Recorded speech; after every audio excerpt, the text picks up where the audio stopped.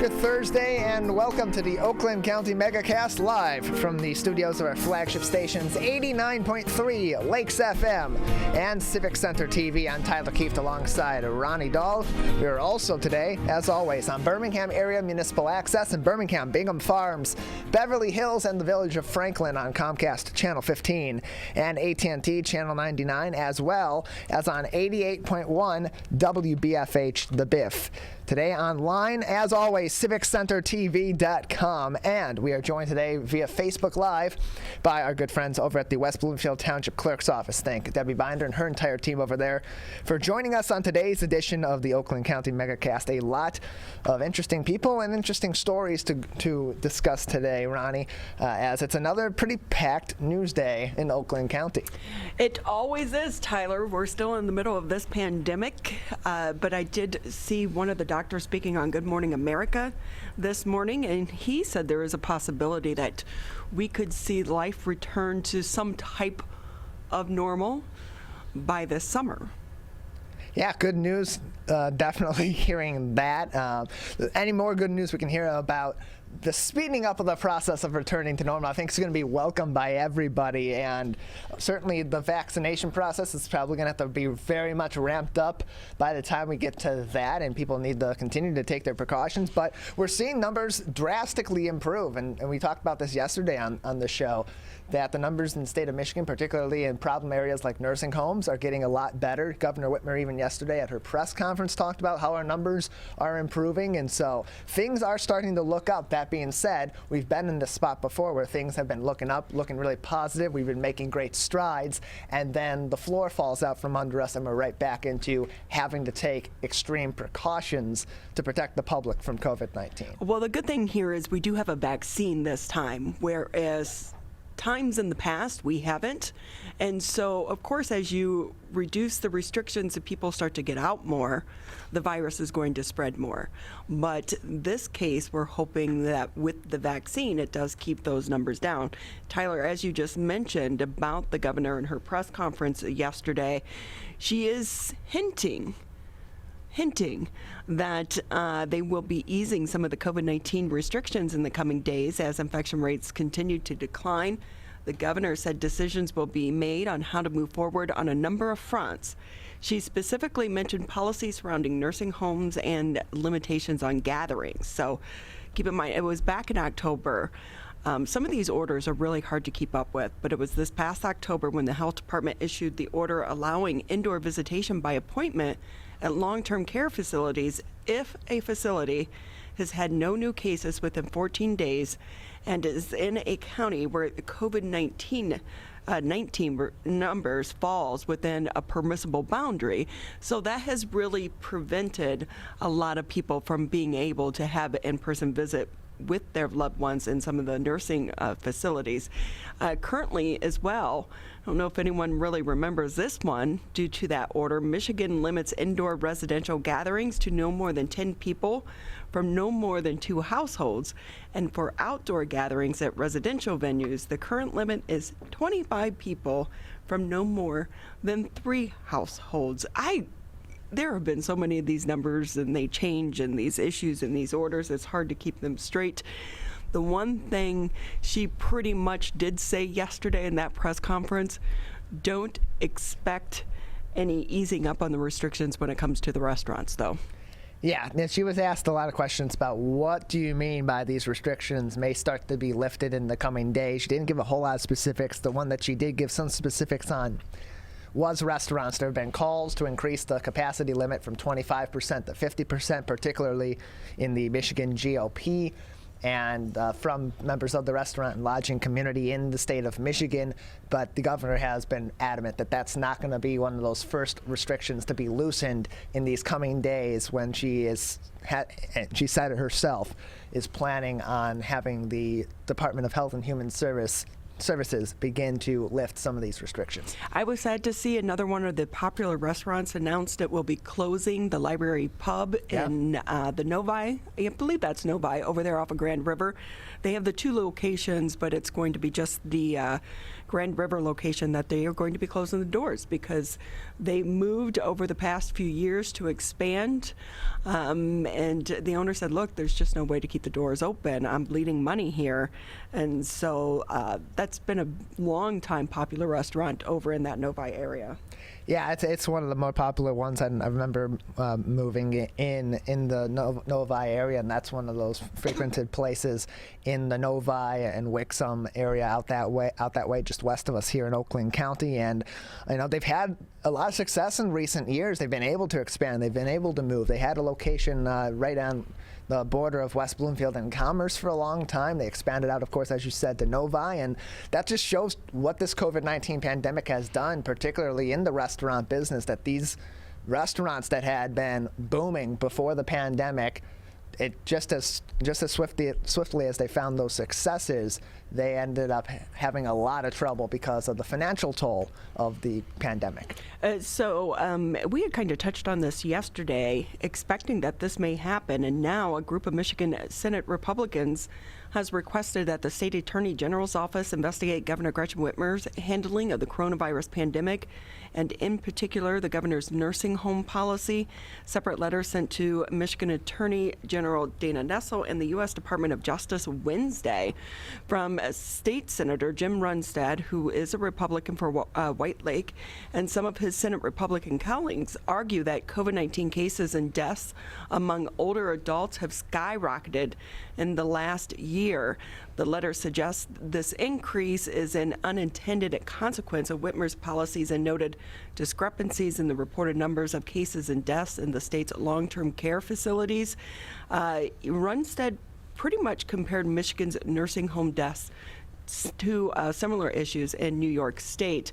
And of course, the governor in New York has been under fire recently for his handling of the COVID-19 pandemic in the beginning stages there in the state of New York. Yeah, are you having problems with your shirt over there? Just a little bit. It's just a little. These buttons have just been, as of late, been a little bit looser, coming undone a little bit more commonly. So I'm trying to fix this one up, and this one on the left arm is just, in particular, a little bit of a hesitator today. So I'm just going to deal with it when I get to it. That being said, going back to the important thing here, is the nursing home issue. And as we've seen in New York, major issues with their nursing home facilities and COVID-19. We saw those similar kinds of issues in the state of Michigan. New York's handling of their nursing home issues has been under fire lately, and rightfully so. Governor Cuomo's numbers reports were very much different from the actual numbers, and that's a big concern because of the percentage of deaths and cases that did come from nursing homes and long-term care facilities. And seeing those similar issues in the state of Michigan, you have to ask the question, did Michigan handle their nursing home situation similarly or better, hopefully, than New York? And I think it's worth at least questioning whether or not there's something to investigate there. Will be news to come if that is in fact there is in fact information there. But it's a fair question to ask because similarly to New York, we had such an issue in our nursing homes and long-term care facilities. And I think that people just want to have the answers and know that at least in our state, did we do better? Did we at least do enough? Was there more that we could do, or did we do undue harm in a negligent way to these people in these facilities? It's really been heartbreaking to see how this has played out in the nursing homes across the country. But prior to the COVID-19 pandemic, there have been a lot of issues in our nursing homes for years and decades. I mean, while they're regulated, it's not that often. I don't know how many times I've done stories and investigations as a reporter into some of these nursing homes and the violations that they get slapped with. And you know what? They pay a fine and they move on. And the problems, excuse me, as I try to, I can't speak today. Uh-oh. I have a frog in my throat. This is what happens when I don't talk enough before I get in here. I think maybe I should start singing, but I cannot sing to carry a tune at all. Well, just sing for yourself. Sing for joy in your vehicle on the way over here. No one else will hear. It's just you and your music, and you can warm your voice up. Well, I apologize for that, but you know, let's hope that one thing that comes out of this, there is some type of investigation that leads to improvements in the long term, not just related to COVID, but also with the handling of the nursing homes as well. And these are our loved ones that are in these facilities, and we've got to do better by them and fix this problem. Yeah, but one way or another, this has to be resolved and has to be mitigated. And the questions that we have about our response to COVID-19 in these nursing homes connects to those issues that span long before COVID-19 was a major issue in the state of Michigan, and answering one leads to answers for another in terms of if we're taking enough care of these people that are in nursing homes, that are in long-term facilities, and whether or not we need to put more focus on the treatment of these individuals. Certainly, Senator Runstead, who's bringing up these questions with the governor's response to COVID-19 in nursing homes, has been on the forefront of those senior issues, very much been pushing for new laws and new bills to go through to support people that are living in these facilities. And I mean, we still don't have the camera law. We still don't. I mean, that's been debated for how long now? Yeah, it's been well before the pandemic since that began to be a debate. And I think that now that we've seen how bad things can get in nursing homes and in these long-term facilities, I think that when this pandemic is over and as it starts to subside, the issues that we have in nursing homes and in long-term care facilities is going to be a major issue in this state. So the CDC launches a web tool to help Americans try to find the COVID-19 vaccines. The scramble to secure a COVID-19 vaccine appointment is chaotic and fierce. There are not yet enough doses for everyone who's eligible and wants to get vaccinated. So as frustration rises, the federal government hasn't offered much besides assurances things are going to get better. Be calm. More vaccines are coming. So now the Centers for Disease Control and Prevention, in partnership with the Boston Children's Hospital and Castlight Health, is launching a new tool which allows Americans to search for COVID-19 vaccine providers with stock of vaccine where you live. So the tool, which builds on the existing vaccinefinder.org platform, will capture inventory data from vaccine providers around the country. In most states, the initial launch is limited to certain providers, those getting the vaccine directly from the federal government. Now, one big concern is even though the providers are supposed to update their inventory within 24 hours, they may not do so, so therefore people may see or think a certain facility has the vaccine when they don't. So I went on prior to the show and I put in 48320.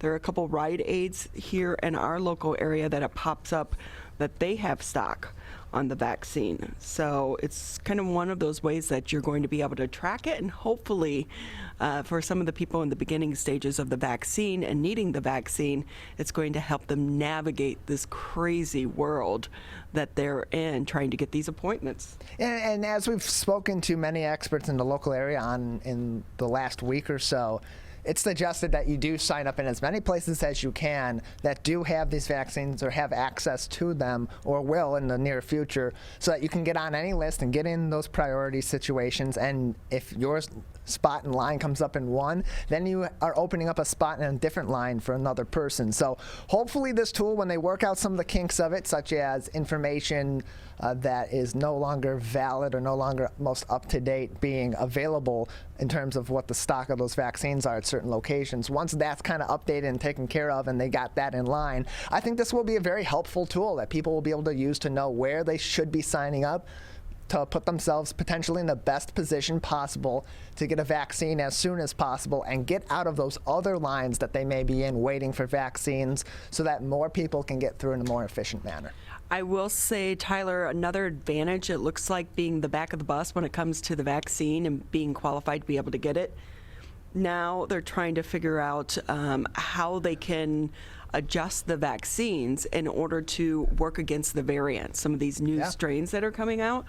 So some of these people may need a booster shot that, if you've received the vaccine early on, they're looking at the possibility of you needing a booster shot in order for it to work against the variants. Yeah, I mean, having these variants come up in the middle of the vaccine process after multiple vaccines have been approved and been on the market and have been in people's arms is a huge monkey wrench to throw into the entire operation of getting America and getting the world vaccinated. So managing the coronavirus, COVID-19, as we knew it is one thing. Then you throw in these variants, these variations, these changes that you have to also be mindful of.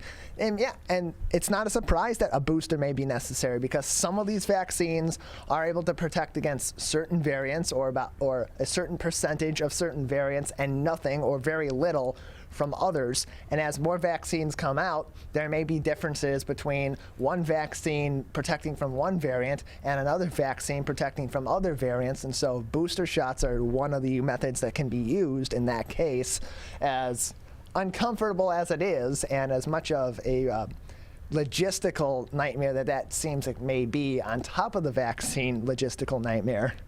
It may be necessary because these variants could continue to kick the can down the road in terms of when this pandemic is going to come to a close. So for people out there, if you do want to search for the vaccine, it's vaccinefinder.org.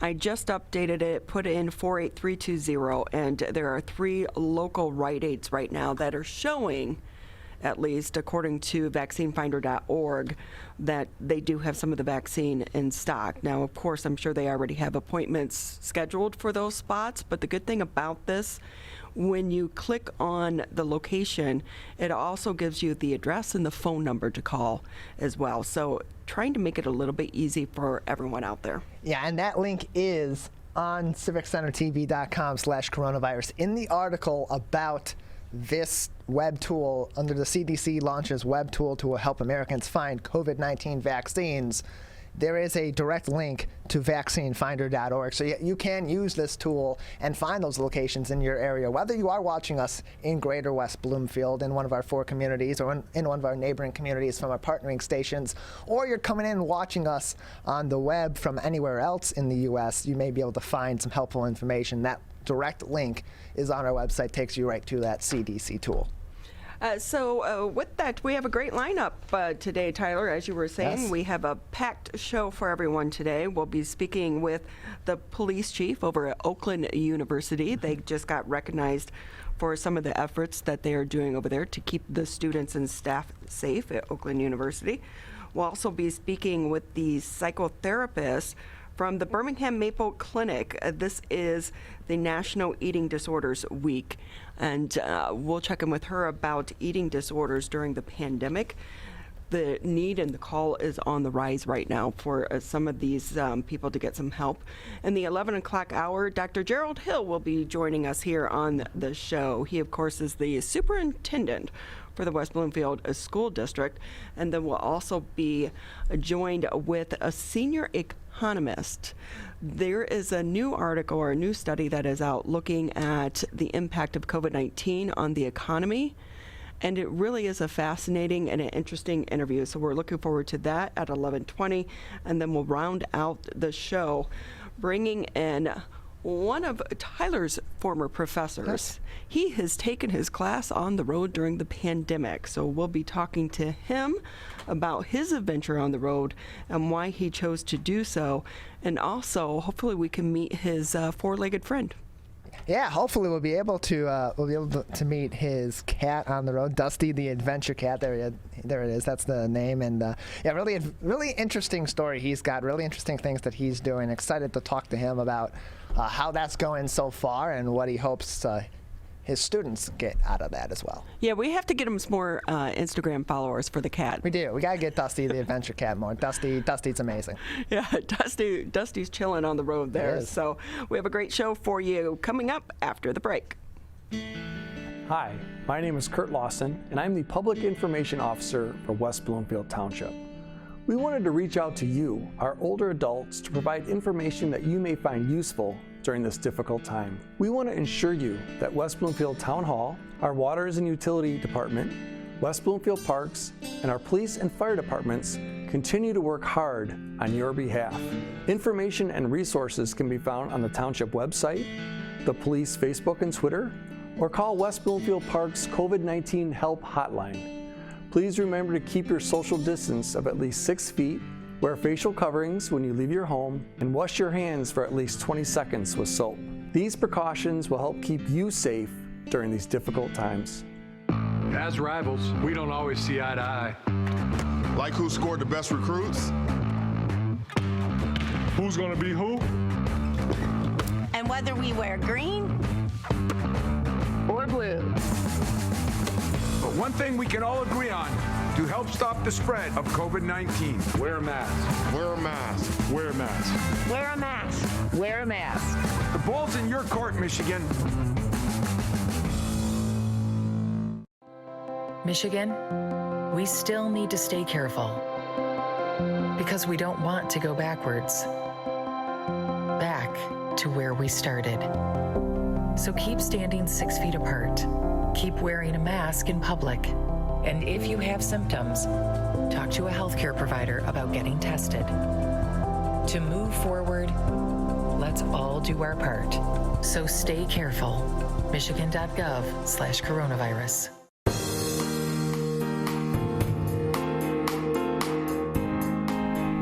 Great to have you with us here on the Oakland County Megacast. I'm Ronnie Dahl here in the studios alongside Mr. Tyler Keefe. As always, you can always catch us on Civic Center TV, Birmingham Area Municipal Access, Channel 15 if you have Comcast, 99 on AT&T. You can also tune us in on the radio, 89.3 Lakes FM, 88.1 FM The Biff. And also want to say thank you today to the West Bloomfield Township Clerk's Office for allowing us to live stream today's edition of the Megacast on their Facebook page. We want to say thank you to them. Kicking off the show today, we are going to head to Oakland University. Excited to bring in the chief. While a lot of students are remote still, you guys are still hard at work there on the campus. Chief Gordon here with us on the Megacast. Thanks for your time today. Thank you. Good morning. Good morning, everyone. Appreciate the opportunity to be on your show today. So tell us about your police department. Well, I can tell you we have 23 sworn members that are very committed to the Oakland University community. We have a variety of services that we provide to the Oakland University community. So first and foremost, we are a very service-oriented police department. So our job is to keep the campus safe, and we do that very well, I believe. But we also engage very highly with community members and partnerships within our community as well to make the campus safe. So that's kind of our overarching goal and our vision as we see it. And it's days like this that we get to, actually talk about what we do here. That's awesome. So some of the members of your team, are they current students there, or have they graduated and they're looking for careers in law enforcement? We have kind of a blend. Most of our officers are not students or never have been students. It's the same type of scenario as any municipality would be. All of our police officers are academy trained, and this is their career. We do have some segment of student employees. We call them student service aides that work for our police department, and they do some of our daily activities such as parking enforcement, their visibility. They do jump starts for dead batteries, provide gas for students perhaps who run out of gas while they're on campus, etc. So we have a blend, but the sworn members are all police officers. Okay, it really is a great launch pad for some of the students, though, thinking about a career in law enforcement. Absolutely, that and internships as well. We try to involve as many students as we can in internship programs because we enjoy, first of all, the enthusiasm that students bring to that type of experience. But the service aid experience as well also gives them a taste of what it would be like to be a police officer. Well, and what time to be in law enforcement and be on the front lines, because while, students are remote, they're still there on campus. What's this past year been like for you and members of your team? Well, it's been really different. Members of my team haven't gone anywhere during the pandemic. We've been here continuously. But yes, it's been really different. Our residence halls has been reduced somewhat than normal. And then with classes moving to the online format, that's less students that are on campus as well. So yes, things have changed tremendously for the last year. We're probably like most people, we're kind of waiting for everyone for this pandemic to pass so that we can get back to what we perceive as normal. Right. No big, sports parties and things of that nature to break up, though. So that had to be good, right? Well, yeah, that part was good. Yes, you're right. There's been no large parties. there's been no large gatherings of any kind on campus for a year now. So yeah, that part has been very, very different. So I know that Oakland University was recently ranked third safest college campus in the nation. That's according to collegemagazine.com. What do you do to get that type of ranking? You know, there's a lot of effort that goes into being a safe campus. Our number one priority is to maintain safety and security at Oakland University. And we do that through a variety of means.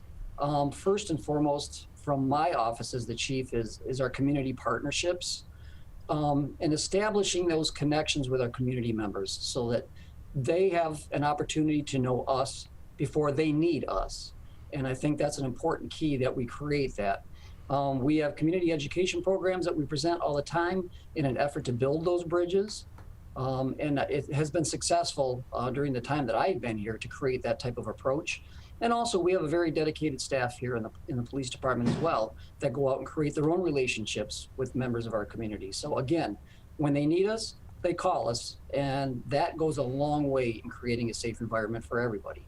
In addition to that, we also have a number of security systems on campus that also help us to maintain safety and security on campus. And collectively, when you put all that together, that's kind of been our three-pronged approach to safety and security on the campus. Mark Gordon with us here on the Megacast. He's the police chief for Oakland University. Chief, I know it's a little bit of an unusual year, but in a regular year, about how many students would you have living on campus? You know, it's fluctuated over the years. I've been here for a number of years, and I've watched the student enrollment steadily grow. I've been here since 1988. So when I first got here, there was 12,000 students.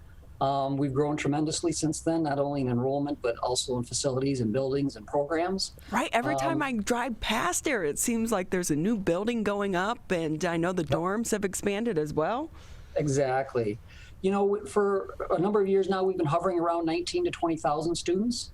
I believe we're still in that neighborhood. COVID has had a little bit of an impact on the numbers, simply because the online format doesn't necessarily appease everyone, but we fully intend that we will be back up and running soon, as everyone else does, and then we think that those numbers probably will hold for the future as well. So when you talk about your community engagement programs, can you expand on those a little bit more? Absolutely. So we provide a lot of training opportunities, I guess, and presentations. So some of the programs that we present on an ongoing basis are personal safety awareness, sexual assault prevention. One of our most popular programs is called RAD, what stands for Rape, Aggression, Defense. And that is a self-defense training opportunity for women. And you just have to be affiliated with the university, students, staff, faculty. And we have literally, since the inception of that program, trained thousands and thousands of women in that program. It's been very, very popular. We always provide security awareness training, drug and alcohol awareness training. One of probably the second most popular program we have is surviving an active shooter incident. Unfortunately, as we know, that's been something on college campuses of recent. And so back in 2008, after the Virginia Tech tragedy, we created and customized a training program for Oakland University. We've trained over 3,000 people just in that program alone. So we've had other programs such as domestic violence and stalking bystander intervention training. We always say that basically if it pertains to safety and security, we will either present it, or if we don't have it in our archives, we will create something for our community. And we do get requests often during normal times to present those type of opportunities. So again, not only does that present the information needed for people to have at hand during a crisis situation, but it also builds those partnerships and relationships that we strive to have on an ongoing basis. These are really great courses, and for some of these incoming freshmen, they're so I don't want to say green, but they came from such protected environments, and a lot of them are out on their own for the very first time. It's almost like some of these classes should be a requirement to attend school. It would be nice if some of those would be included. We've made a lot of progress in some of the programs. In fact, I know that some of the material that we present at our training programs has been adopted by faculty It's included in their syllabus or syllabi, and so it's gone a long way from having very few training opportunities to a whole host of things to choose from. So we're quite proud of the fact that our faculty have engaged, our students have engaged, our staff have engaged in the programs that we present. And on an ongoing basis, we continue to offer them, and people continue to ask for them. How big of an issue is theft on the college campus, especially when it comes to electronics? Theft can be a problem at times on campus. Fortunately, Oakland University is a very safe campus. We've not had a tremendous amount of theft on campus, but at one time I would say that probably was our number one concern. So as incoming freshmen would arrive and they would go to orientation, we'd always tell them about prevention procedures they should follow, the fact that they should keep the serial numbers to their electronic devices someplace else, how to secure them. We often have campaigns on campus that say, don't leave your property on its own, lock it or lose it, was a campaign that we called one time to make sure people understood you really have to keep an eye on your things. Larceny so oftentimes, or theft, is a crime of opportunity, and if you take away the opportunity, you take away the criminal opportunity. And we all fall victim to it. We let our guard down, but the last time I remember being on the college campus, I was there for a recruiting event, and you go down to the lunch area and there would just be laptops or iPads laying everywhere, and you're like, where's the owner? But yes, we just become comfortable, so. Exactly, and it's easy to get complacent when you're on a college campus that's very safe. Oftentimes everybody, or many people in your circle of influence, and it gets real easy to be comfortable in your surroundings. And next thing you know, you're letting your guard down. Mark Gordon here with us on the Megacast. He's the police chief for Oakland University.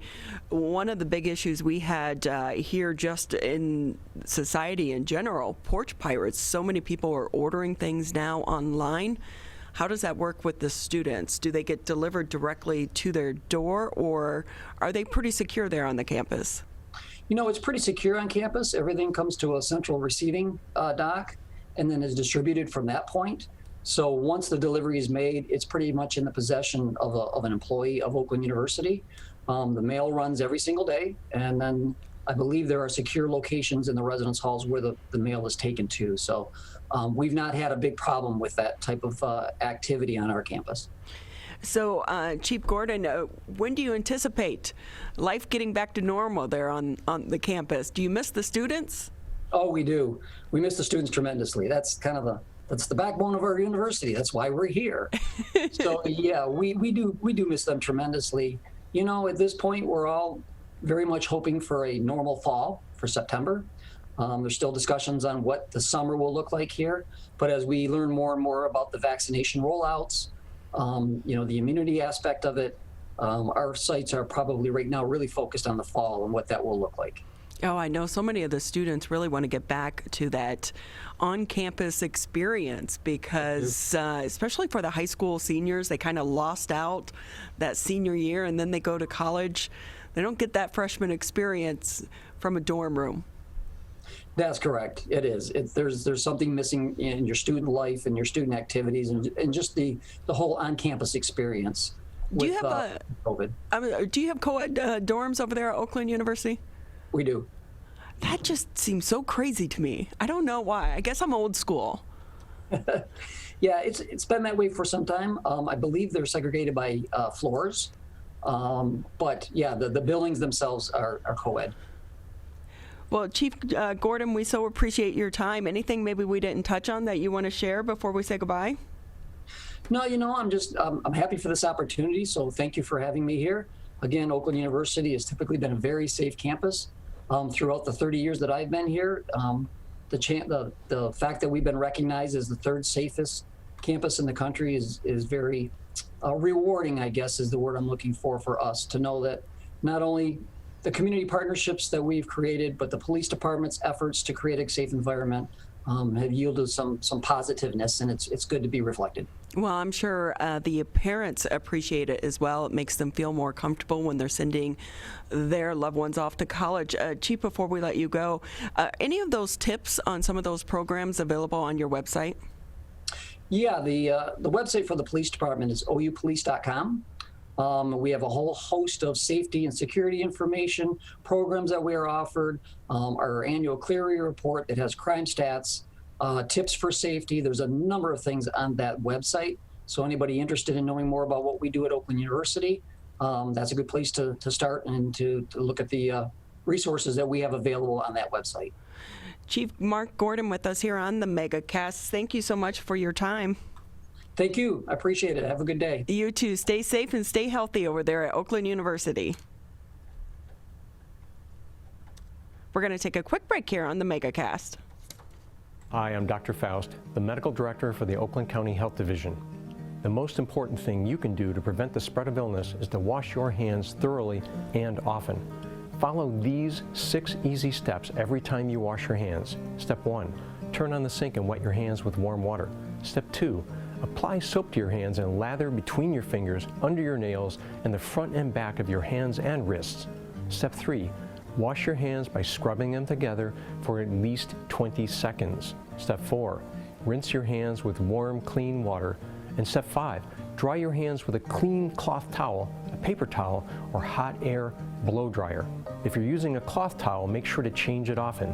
For handheld faucets, turn off the water using a paper towel instead of your bare hand. Step 6, if you're using a paper towel, throw it away.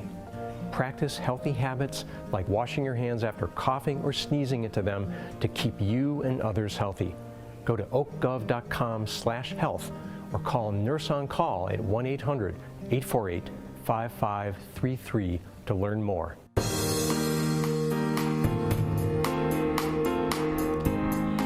Great to have you back with us here on the Megacast. Many people may not be aware of this, but it's National Eating Disorders Awareness Week. And during the pandemic, the need for help has been on the rise. To talk more about this, we're going to bring in Dr. Olivia Thakkar. She is a psychotherapist over at the Birmingham Maple Clinic, our good friend here on the Megacast. We love talking with all the experts over there at your clinic. Thank you for having me. Yeah. So tell us how it's been for you treating some of the individuals during the pandemic right now. We have definitely seen a rise on the number of calls and people experiencing eating disorders either for the first time or people that have been on recovery for a long time and are seeing it reemerge now. And what do you think is the underlying contributing factor to that? Well, we know that there is a common link between eating disorders and trauma. And I think that in many ways this year has been very difficult for people. And that it has been, in a way, a collective trauma.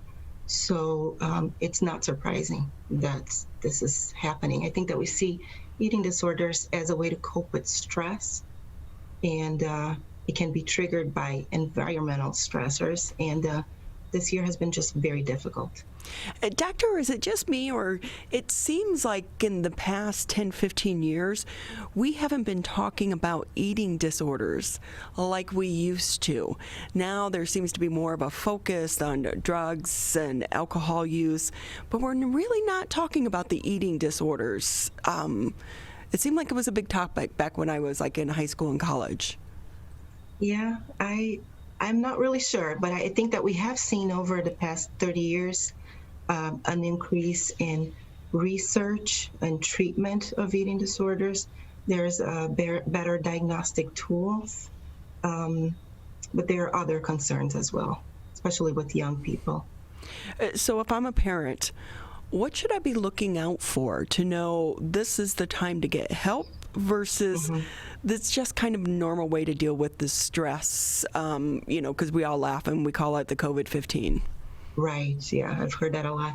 I would say that parents, look out for signs that can be very subtle and sometimes drastic, like drastic weight loss in a short period of time, but also rituals around food, such as cutting out whole food groups from their diet, all of a sudden becoming vegan or vegetarian, having some behaviors like cutting food in very small pieces or disappearing after meals, going to the bathroom.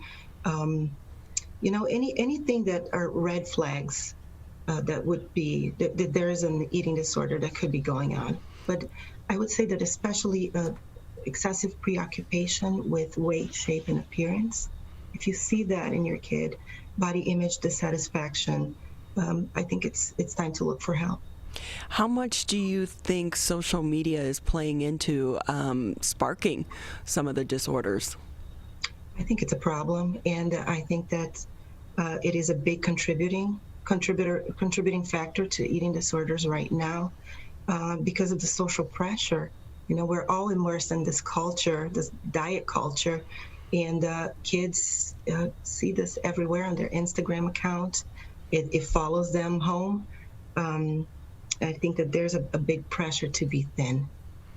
Yeah, hey kids, those Instagram pictures, there are things called filters and editing, and they probably took 100 to get that one image. So, we have to kind of remember that social media is not reality media.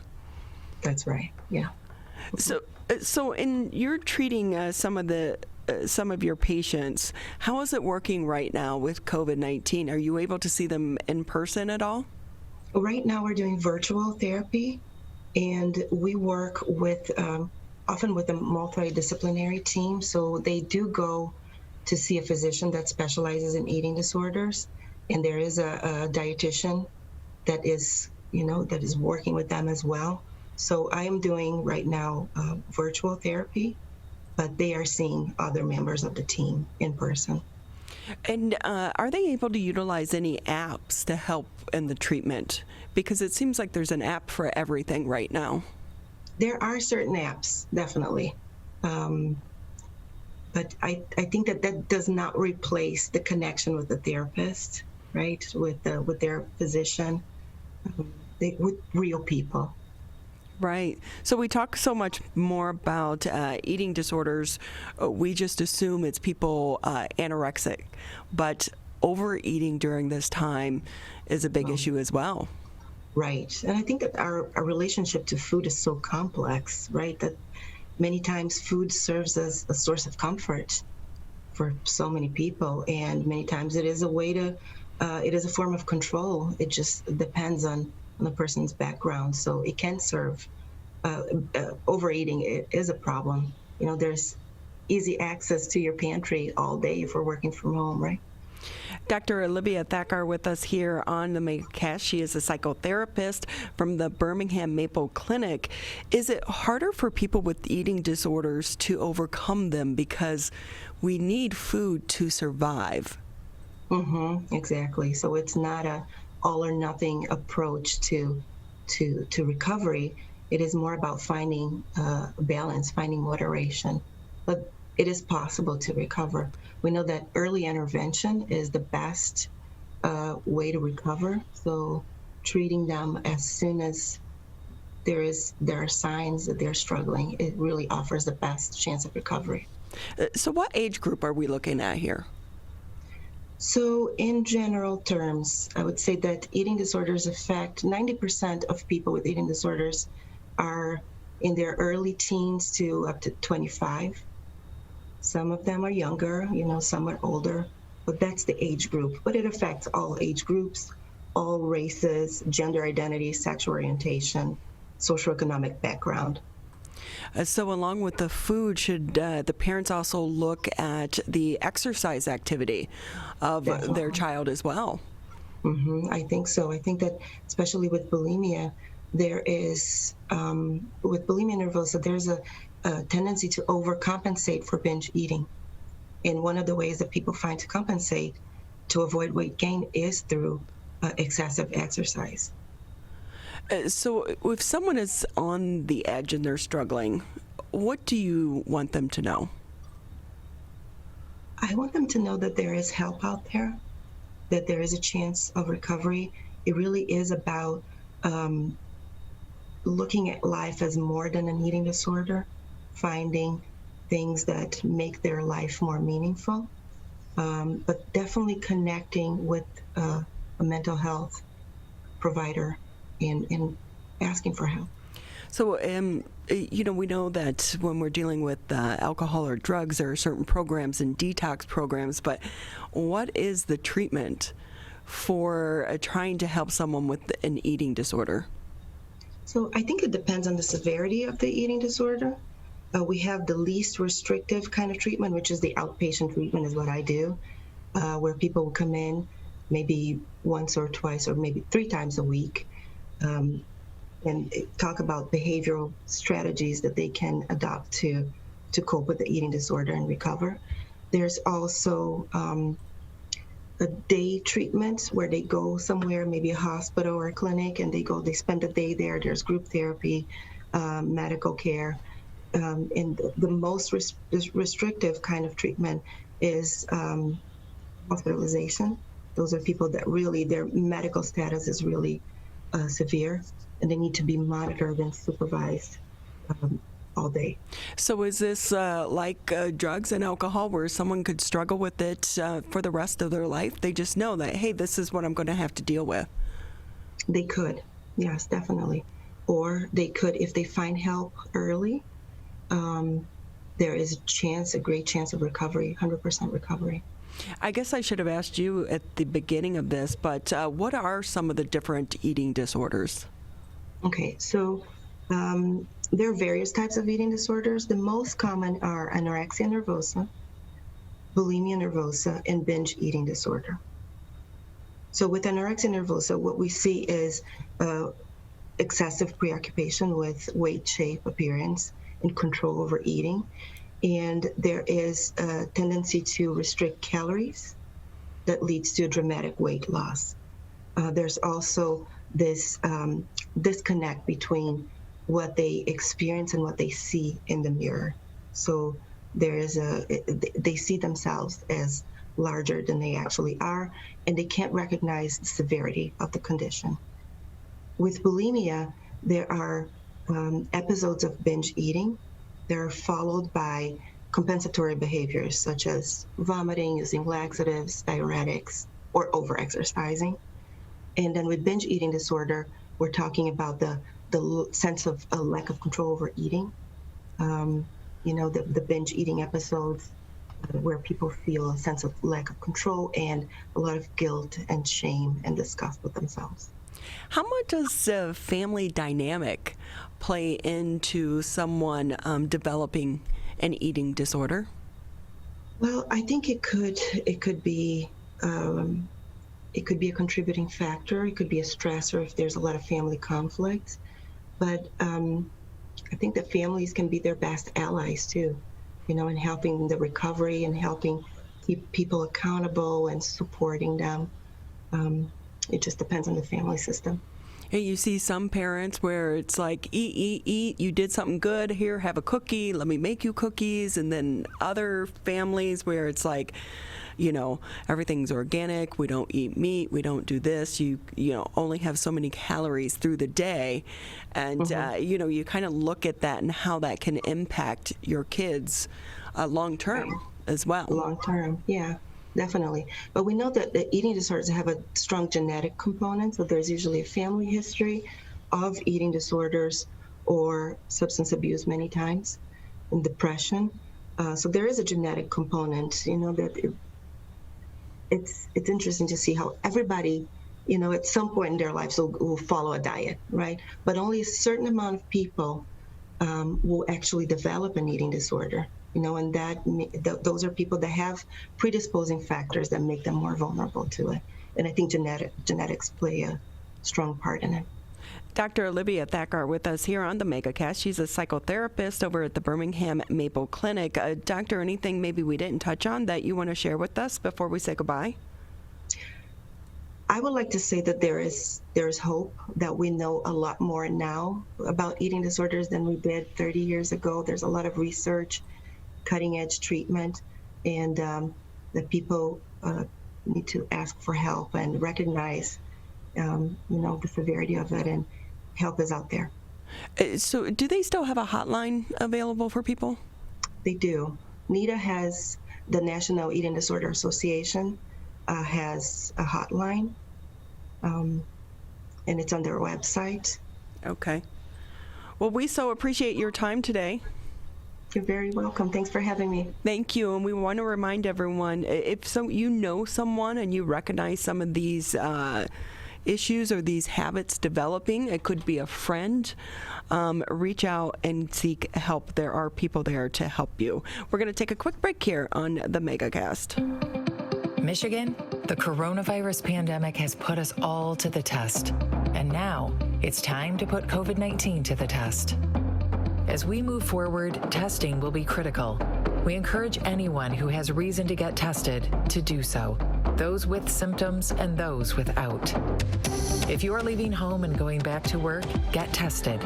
If you think you may have COVID-19 or you've been exposed recently through family, friends, or coworkers, get tested. Our test locator tool can help you find the right testing site that fits your needs. Even if you're looking for easy access with no cost, no prescription, and no appointment necessary, we've got you covered. Help Michigan move forward, not backward. To find a testing site or learn more, visit michigan.gov/coronavirus test. A message from the Michigan Department of Health and Human Services. The only way to beat COVID-19 is to face it. You can't get too comfortable. You can't forget the danger. Wear the mask. Wear the mask. Wear the mask. Wash your hands. Keep a safe distance. Especially in the next few months. You know we'll get back to normal. We'll get back to normal. We'll get back to normal. Someday. But not yet. Not yet. Not yet. But not yet. But not yet. Consider virtual gatherings for the holidays. Curbside food orders. Grocery delivery. And shopping local. Shop local. And especially shopping local. Let's beat this virus. We can if we face it together. Together. Together. Together. Together. Together. Together. Together. Together. Together. Together. For the latest information, visit oakgov.com/COVID.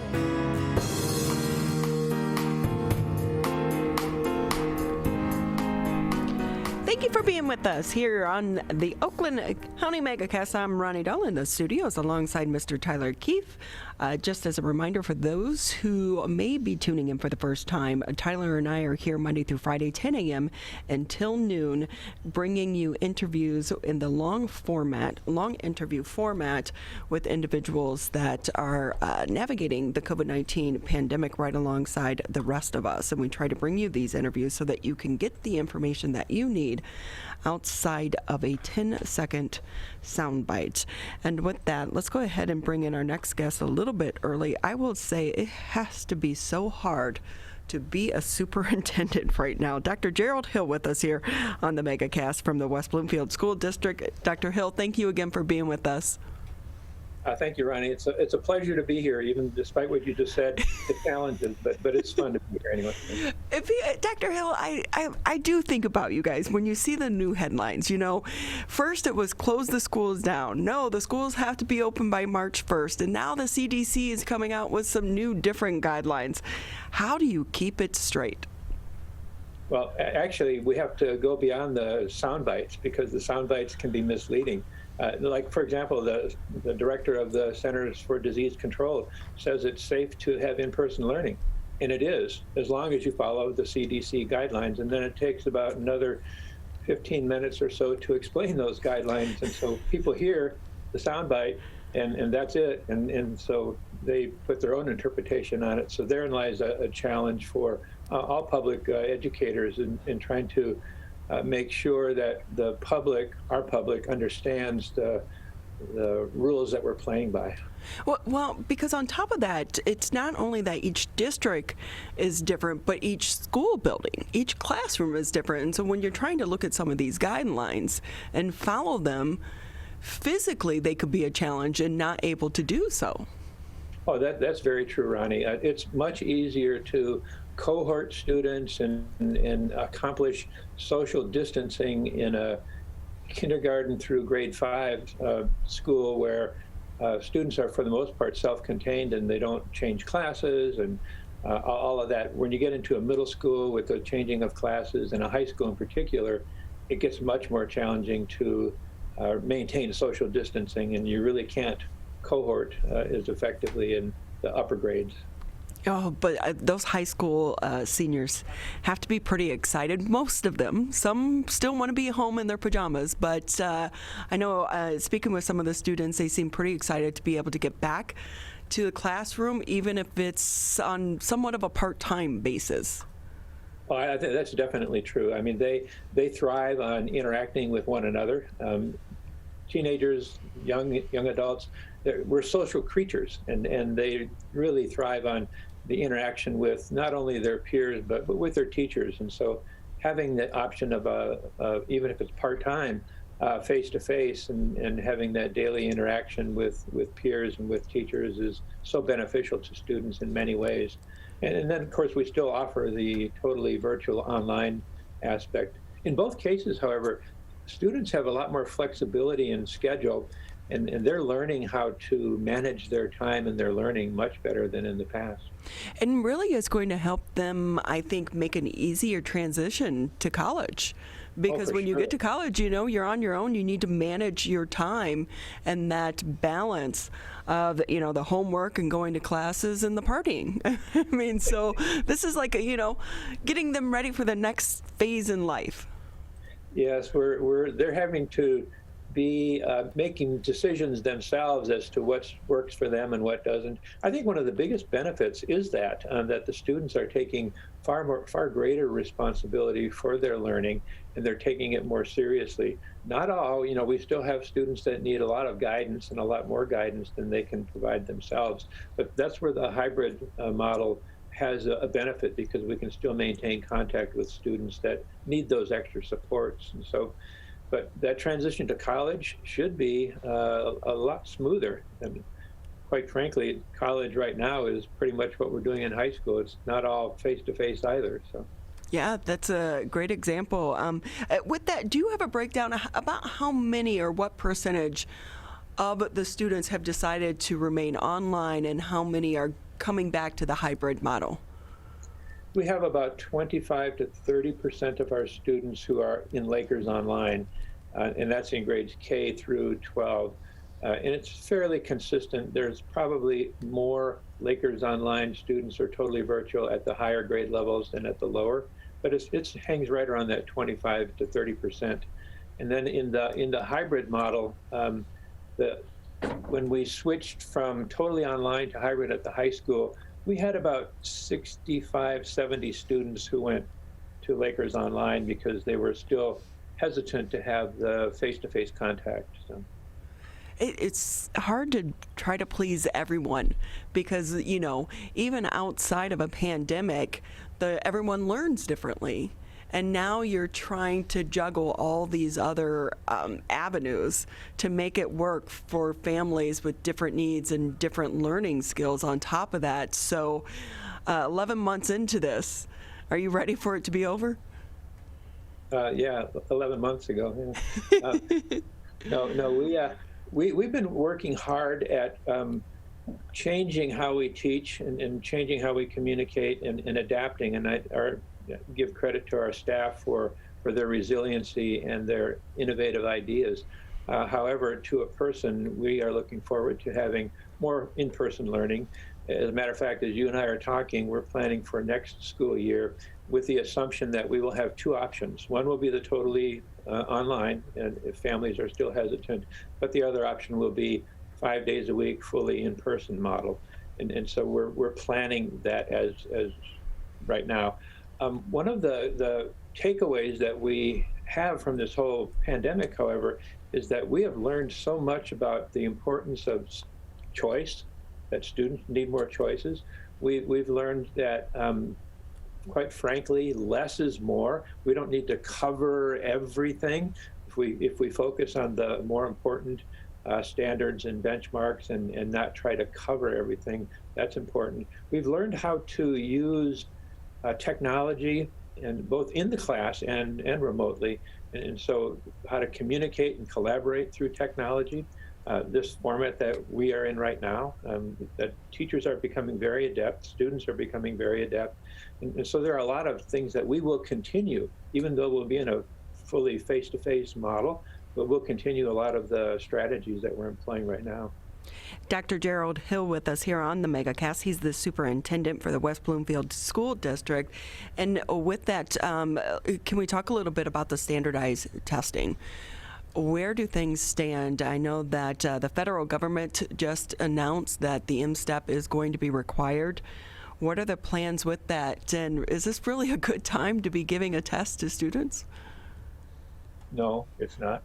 So the decision the other day that was announced, it was clarified. It's like one of those, let's hear the soundbite and then, we're going to give M-STEP. Well, not necessarily. Because they are offering flexibility to states. They just didn't give a blanket exemption from assessments.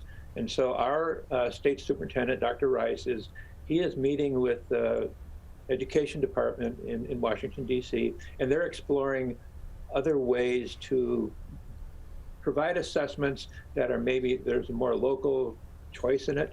And rather than M-STEP. So M-STEP may still not be the test everybody takes.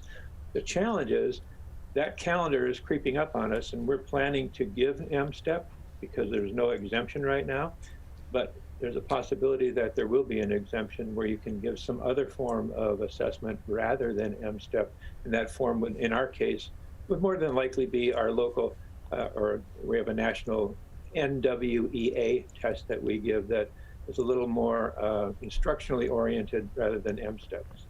And we talked yesterday with Ken Gutman from the Walled Lake School District, who had talked about their own internal assessment practices and keeping up with particularly learning loss in this year because it's been so tough on students and on teachers. So Dr. Hill, in the West Bloomfield School District, you mentioned a couple of potential assessments that are internal or within an organization that the school district's affiliated with.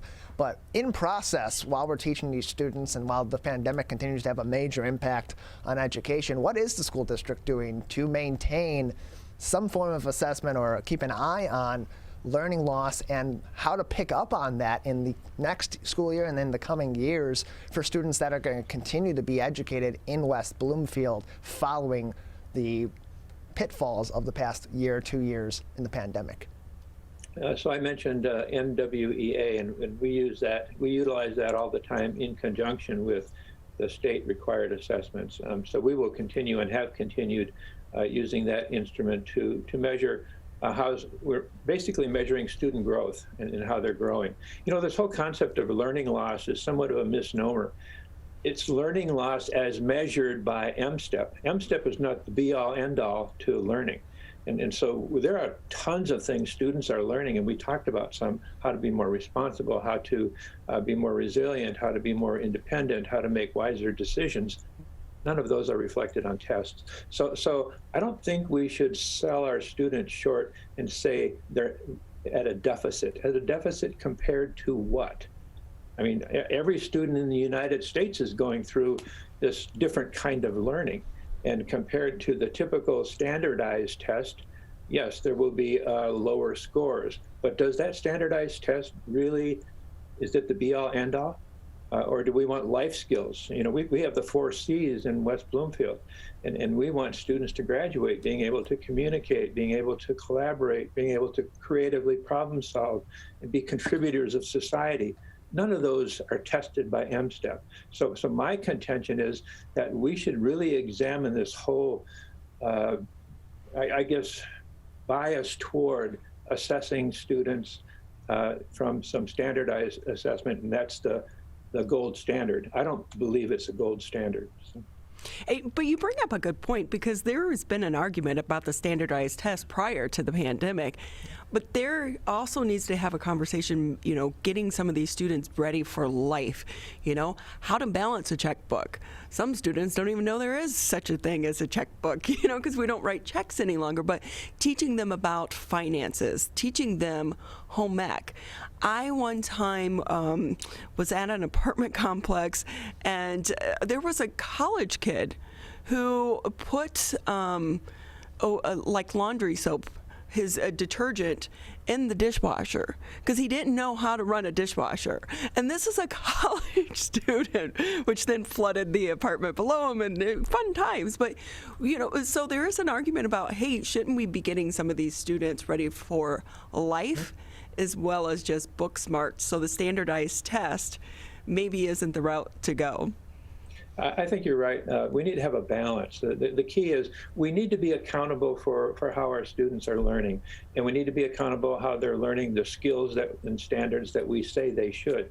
But we shouldn't do, what we shouldn't do is be overly zealous and put too much importance upon that. You take some of the leading countries in the world, Finland as an example. Finland does not have an M-STEP test.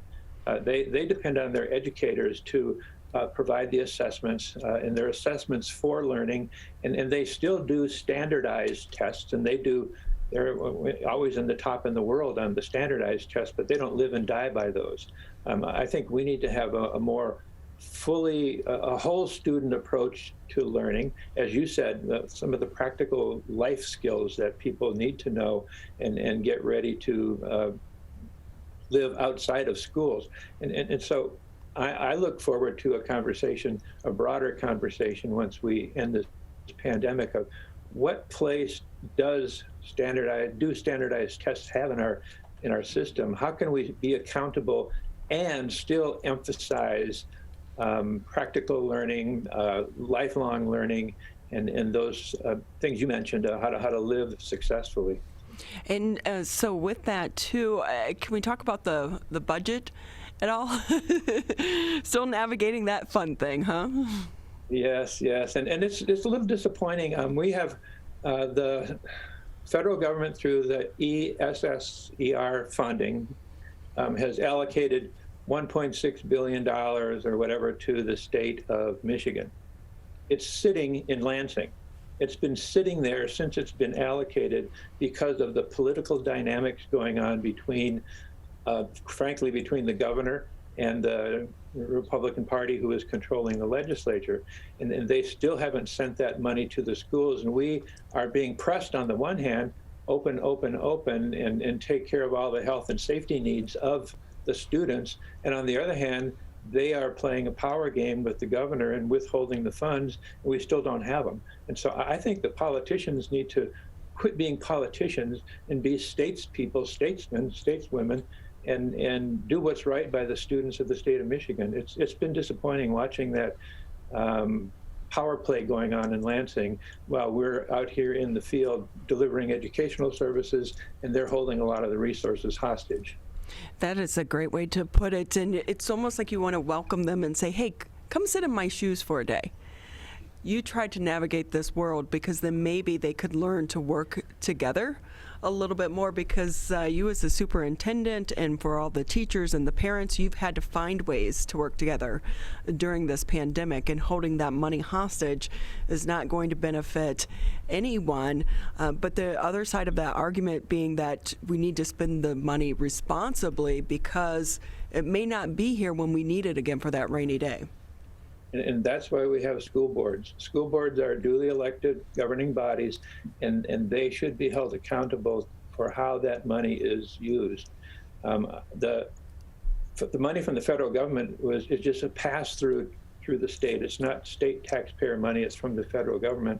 And so I think they're playing politics with it unnecessarily, especially when we have another governing body, the boards of education across the state, who are totally capable of making decisions that will positively impact their local context.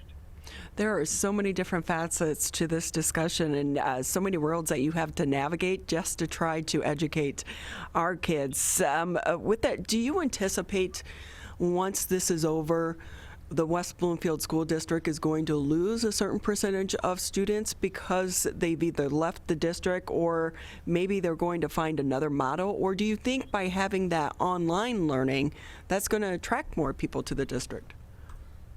I think everybody is a little frustrated right now with the pandemic and all of the mitigation measures that we have put in place, we, society. and they want things the way they used to be. And so there's always, things must be better somewhere else kind of feeling when you're frustrated.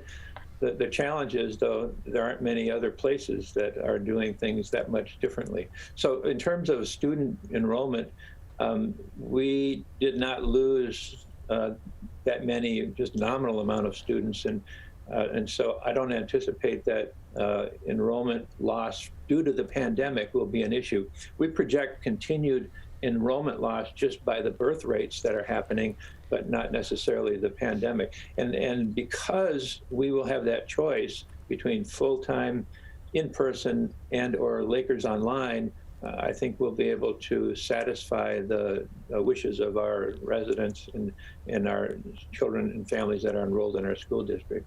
It really is going to be interesting post-pandemic, if we ever get there, how some families are going to choose to remain online, because to me that just seems so far-fetched when they started this. But you think, there have been people that have been learning online for years. Yeah. It just wasn't being done on such a large scale. But for some students, they learn so much better that way. And I think particularly with the older the student is, I think elementary is the parents that I think are facing the biggest challenge in this whole scenario we're in are families that have more than one child in their elementary age and trying to manage that. And so I think the face-to-face is far more valuable to families with younger children. Whereas if I'm a high school student, I might want some flexibility in my schedule. I might have some other things I want to do. So the online environment may suit my particular circumstances much better. One of the other things that we're exploring is, we have this really early start time at the high school, 7:04 a.m. We're looking at how can we start later and in face-to-face, and maybe have some optional opportunities before the official start of school. So. Well, and I would think, too, if you could do that hybrid model, or if the students can do online, it also allows for them to look at other opportunities outside of the school, maybe have a part-time job or do an internship that could help them in this next phase of their life, which would be an added benefit to their education as well. Well, that's a great point. And we do have several internship, mentorship type programs at the high school level. We have a real good program with Henry Ford Health Systems, medical mentorship, not only Henry Ford, but other medical providers in the area. And we have several other opportunities for students to take advantage of the businesses and industries and school districts, wherever they see themselves, and be a mentor, be in a mentor kind of role, and more of an apprentice role, and learn a trade, learn a profession as they're going to school. And that's a highly important aspect of education. So when you do get to college or a trade school, you have some idea of what you're considering. And there are so many programs right now here in the state of Michigan to try to entice people to go into the trade industry as well. So it could be another avenue to help fill those spots needed in our society. What a great way to get a jump start in life, too. Oh, it is. And we have this, for too long we've said that everybody should get a 4-year college degree. And that really isn't the case, because there are some fantastic careers out there that do not require a 4-year college degree. Maybe it's a technical degree. Maybe it's a training at a trade school. We have our CTE programs. We have our Oakland Schools has a great trade program. And the advantage is when you graduate, you don't have ton of debt, and you're making probably more than twice the amount of money a first-year teacher makes when you graduate from college. So there are some good opportunities out in this area. Yeah, I was astounded at the high price of college. Now, I looked at one point in time just to take a class, and I didn't need the credits, but I was like, whoa, the price of college at the community college has really jumped from back in the day. So when you're talking about debt, some of these students are really coming out of a 4-year degree with huge student debt, and that can take them a long time to pay off. So a lot of things for them to explore. Dr. Hill, we always appreciate your time here with us.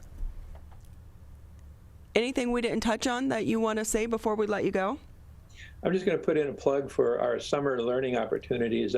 Tyler mentioned earlier learning loss, and we have a really exciting array of summer opportunities for kindergarten through grade 12 students, and we're calling it Acceleration, EXCEL, and we're going to do thematic types of units from the end of June to mid-July.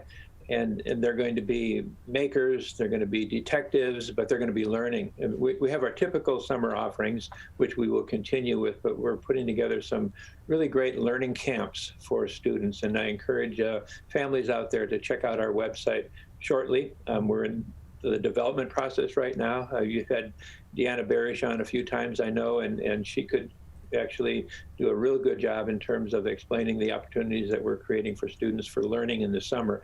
We want to get a jump start on the fall, and that's one way we can do it. Well, Dr. Hill, that's always good. The students will need it, I think, after this year. Plus, I think they're just going to be so eager to be back around people as well. So we so appreciate your time as always. Thank you. Thank you again for being with us. We're going to take a quick break here on the Megacast. Perry tested positive for COVID-19. Emma was exposed to a friend who's positive. Willa's waiting on test results. After any contact with COVID-19, or if you test positive, stay home for at least 10 days. If you live with others, keep your distance and wear a mask. Help Michigan contain COVID-19. Visit michigan.gov/containcovid. COVID-19 has caused many families to fall behind on finances and on groceries. But you're not alone. You shouldn't have to worry about putting food on the table. MyBridges offers access to quality food and income assistance to help families across the state get the food support they need. It's easy to apply and easy to start shopping. Apply for services at michigan.gov/MIBridges. A message from the Michigan Department of Health and Human Services.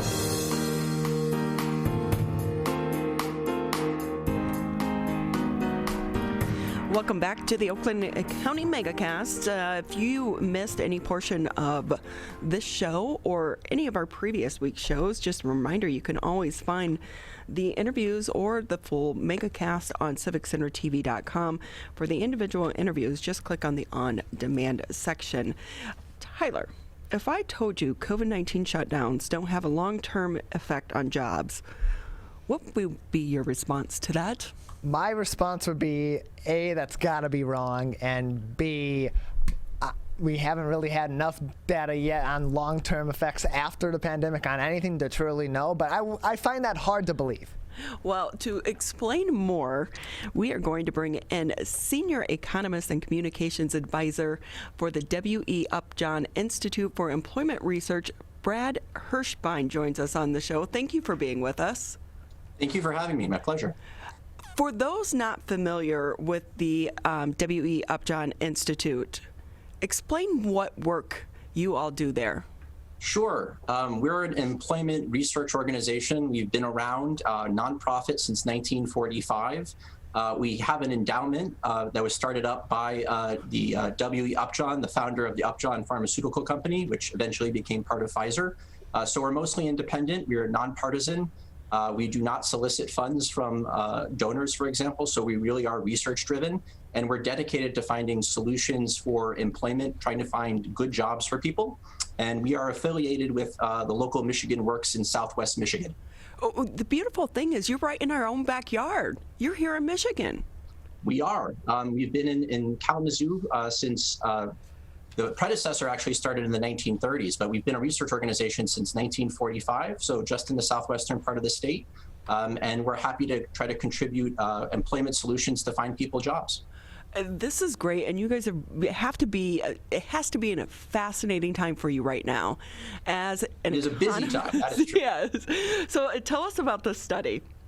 So with a colleague of mine who's actually at Georgetown University, we really wanted to understand how the employment and the labor market was changing, not just in the spring. We know that lots of people lost jobs in the spring. It was very bad. And then the recovery was happening a little bit in the summer. But then there wasn't nearly as much coming out in terms of what was going on in the fall and into the winter, like who was recovering, how are people doing. We know that cases went up and down and mortality rates went up and down, and some states were imposing really severe restrictions. And Michigan was actually one of the states that had longer restrictions for a long period of time. And we clearly know how that played out in terms of politics, and the state house threatened to kidnap the governor. So we made lots of national news for that. But we really don't have a great understanding of how this was playing out in the long run over the course of all of 2020 and maybe a little bit into 2021 of how this was going to presage the recovery. What could we learn about it? And so my colleague and I, we decided to look at the data and try to run a horse race of figuring out that of COVID cases, COVID death rates, and economic restrictions, what were really the things that were most affecting employment in terms of the recovery. So I have found the numbers throughout this pandemic confusing. They're changing constantly. How do you even start to tackle this topic with the numbers changing as rapidly as they've been changing? Yeah, the thing about writing this paper is we started it in the summer, and then as we got new data, basically every month, sometimes more frequently, new data were coming out, and we had to update things. And we could update it even further. We've gone through the end of 2020 and even the past 7 or so weeks, a lot more has changed. Death rates have come down a lot. Vaccinations have really ramped up. So things are constantly changing. We probably will update it at some point. But by going through all of 2020, we've looked at it longer than most other papers, most other studies that have really been paying attention to how COVID has been affecting the labor market. Explain to me the restriction index. Sure. So a bunch of researchers and nonprofits have been trying to track all the different types of restrictions that various states and in some cases localities have been imposing. And they come in all different types. So you could think that in the spring there were complete shutdowns, people had to stay at home, to school closures, to restrictions on restaurants and bars, whether they were entirely shuttered, whether they could have indoor versus outdoor dining, group gathering restrictions. So what the researchers did is they basically coded up all of these different types, and then we took that and transformed it into an overall index. And so we really can't separate out the role of restaurant closures versus school closures per se, but we kind of rolled it all together and created an index where 1 was the most severe form of restrictions in the country and 0 was nothing. And so we're really looking at how relatively stronger restrictions played out compared to less severe restrictions. So when you begin to tackle a topic such as this, do you go in thinking that you're going to have one finding and then get surprised as you go along? That can definitely be the case, and we did not know what to expect when we started this. I mean, we definitely set out to carefully document how this was playing out in terms of employment and job loss for different groups of workers, by race and education, by the type of pay of the occupation. But then we really wanted to see across states what seemed to be most affecting employment losses and then recovery of these COVID case rates and mortality and economic restrictions. And we did not know what we were going to find. And so we were updating the data, and it turns out that the economic restrictions do matter in the month that they're in effect. They definitely depress employment in the month that they're in effect. But when they get relaxed, and many states relax the restrictions, and then several of them re-strengthen them in the fall, coming into October and November, the economic restrictions don't seem to have a persistent effect on employment. Once they get relaxed, employment seems to come back. That doesn't mean that all the businesses that got affected are coming back. Some cases, people are finding jobs elsewhere. So there are real effects on business closures, and some of them are not going to come back. But employment, people are finding jobs again.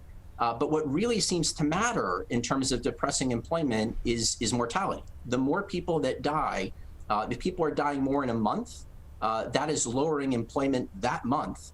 But also for several months into the future. And what we think is going on is that when you see a lot of mortality in your state, it gets reported a lot, and you become a little bit shy about going out, about spending money, about doing the sorts of normal economic activity.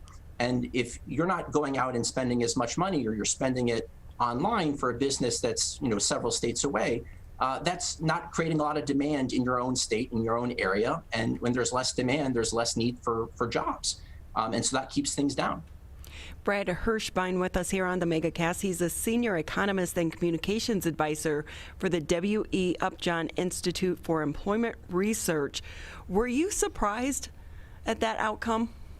A little bit, yeah. We did not know what was going to happen going in. I certainly thought that mortality would play a big role based on some theory and some work that has been done in the past. We know that people, because deaths get reported, especially if it's happening not just in your state but in your county, when your friends or friends of friends or relatives get sick and die, that makes it very, very salient.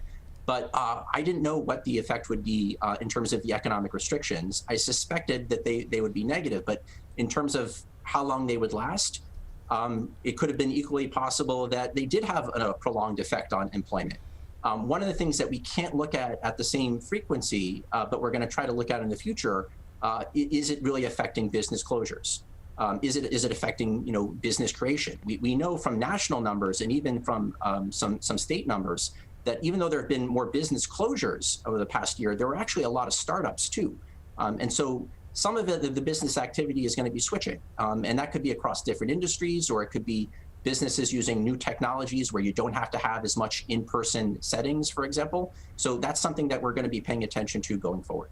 I think back to the beginning of the pandemic, and for some of us that are on social media, and you have large groups of friends but are really acquaintances or people that you don't even know. In some of our cases too, it seemed like in the beginning here in the state of Michigan, so many people were dying of COVID, or knew people who were dying of COVID. And that wasn't the case in Ohio, where they were experiencing something different. So did you look at the impact by state as well? We did. And one of the things that we found was that the states that got affected more early, the ones that had their first peak in caseloads in the spring, April or May, their effects on employment lingered for a long period of time. And even into December of last year, the states that got affected the first, and it wasn't just, everyone thinks it's the Northeast and Michigan, because we know we experienced it too, but there were several other states throughout the country that also had peaks in April. The thing that seems to have driven that is if you had an airport that had a lot of international flights coming in and out, that seemed to play a big role. So Detroit is a major hub for Delta, a lot of international flights, so we got exposed a little bit earlier. Ohio does not quite have that same level of major airport. So that's one of the reasons why there were differences even for states that are our neighbors. But because we were earlier affected and we did have quite a few people pass away from COVID in the spring, that effect lingered. So even though Michigan, for example, had a lot of severe restrictions that have now, many of which have been lifted as of earlier this month, that doesn't mean that we're going to be in the clear next month and employment's going to come roaring back. We also had a lot of people die, not just in April, but in November, December, and January. And that's going to have be a drag on employment recovering probably for the next several months. I would imagine, just like you were surprised by one thing, some things are not surprising. The demographics of some of the people that lost their jobs. We know that this really has hit the lower economic tier of our workforce the hardest. Yeah, and we definitely, and this has been well documented by many other people as well, Blacks and Hispanics definitely had a bigger fall in employment in the spring, and they've had a slower recovery since. It's also been much more severe among lower paying occupations, many of which are in person, things that can't be done remotely. Women were disproportionately affected at first. They seem to be recovering to some extent, but the childcare is still a major issue, particularly if schools are not in person. That is holding back a lot of the recovery. One of the things that we looked at for the race gap in particular was how much of the differential impact for Blacks and Hispanics relative to, say, whites was due to educational and occupational differences. And we find that for Blacks, at least, a lot of it was, particularly in the spring and into about June. But after that, the recovery was still slower, even controlling for those things. So there is something that those racial gaps persist, even controlling for the types of work that they're doing, indicating that there are other barriers that they face. So Brad, once you work on a paper and a study such as this, What do you do with this information? Well, that's a great question. We're trying to share the information broadly so that policymakers and general public are aware of it. We have lots of policy questions about how damaging the economic restrictions are. And I don't want to imply that our study is the be all and end all. Researcher will always tell you we need more research because nothing is ever definitive. But it is suggestive that employment can bounce back. But really, the thing that we want to focus on to have an employment recovery is to keep mortality low. And it has been coming down, and that's great. And vaccinations are beginning to diffuse, but we're not out of the woods yet. And if we start doing away with the social distancing and the mask wearing too soon, especially as new variants of COVID are spreading, the ones that are more contagious, it could come back. And that could prolong the recovery, and more people could continue to lose their jobs, and more businesses could close. So it's a fine line between the restrictions in place. Ideally, we do things that are relatively not so costly for businesses, and mask wearing and socially distancing when possible, even though a lot of people don't like to do it. And I understand too, I have not seen most of my family for at least a year. That in the long run will save both in businesses and jobs and get us closer to the point where we can do those things again. In the state of Michigan, Governor Whitmer in particular and the Department of Health and Human Services has been very adamant about gradually reducing the restrictions for COVID-19 spread in the state. Have you noticed in this study, particularly in Michigan, but really overall, that there is a difference in economic recovery and job recovery between states that may reduce those restrictions more rapidly and states like Michigan that are extra cautious and very, very slowly reduce those restrictions? Yeah, there's a bit of a short-term and a longer-term trade-off. So the states that did not even have as severe restrictions or that relaxed them sooner did have faster employment recovery, at least at first. But as the trade-off with that was that they also had a greater number of caseloads and mortality. And so Michigan experienced its big burst in mortality in April, in the spring, when there wasn't a lot of treatment available. A lot of the hospital systems were not prepared, and that's the same with places like New York and New Jersey. Other states that had caseloads peak much later had a bit more time to adapt. And that actually is a fairly important factor that a lot of people aren't necessarily aware of, that if you didn't have your COVID caseload peak until the late summer or early fall, you had several months to plan to build up hospital capacity, to learn about new treatments, not putting people on ventilators right away, for example. And so that played a role in their mortality, but it still came because the virus started spreading more rapidly. And so because in part that you didn't have as many restrictions in place. And so you could have faster employment recovery or less of a decline earlier on. But when the caseloads began spreading more rapidly and mortality started increasing, that's when they took a bigger hit. And so we could kind of trace that out among the groups of states by when their caseload timings peaked. The ones that had later peak loads, they didn't have as much of an employment decline earlier on, it just came later.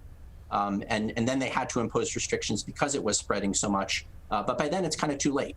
And so there will still be this drag on mortality going forward for a few months for them too. So it really is this trade-off of trying to thread the needle between having a balanced amount of restrictions to prevent as many people from dying, but also not to have so burdensome restrictions that too many people lose their jobs and aren't able to go back to them because the businesses no longer exist. So where does that balance come into play? Because you did mention, what I found interesting was you saying that there is a point where taking these precautions or taking any measures at all is too late. Where in the process do you believe, or based on your study, do you believe that states have made those mistakes where it's had a severe or even just a moderate detriment to the job growth and recovery because they didn't act soon enough? Some states, there are a lot of southern states that acted particularly late. The Dakotas more recently, in the Midwest. We know that their case rates and mortality in North and South Dakota were just incredibly extreme, among the highest in the country in November and December. More recently, the Carolinas have not been doing so well. California lifted restrictions probably a little too soon and then probably overcompensated more recently as well. So States that seem to have done a little bit better are some of the Western states besides California. Washington, Oregon, Utah have all done pretty well in kind of balancing the needle. And other states in the Northeast imposed very severe restrictions, got their caseloads and mortality well under control, and then probably lifted them a little bit too rapidly over the past 2 months or so. And so it really is about trying to find what that balance is. And the interesting thing is that it really doesn't seem to be correlated with politics. Some states with governors who are Republicans or Democrats, both of them have erred. So it really is about trying to pay attention to the science. And going forward, I think more effort needs to be put into place on speeding up vaccinations and encouraging people to still wear masks. As onerous as that is, having your hospital system overflowing and having large fractions of your population die, including a lot of loved ones, is more onerous. And it will lead to fewer jobs and quite possibly a lot of realignment among businesses that'll cause a lot of economic pain. So better to have some discomfort in the short term rather than a lot of economic pain in the long term. Brad Hershbein with us here on the Megacast. What were your thoughts when the billboard went up in Indiana naming Whitmer the Indiana Businesswoman of the Year?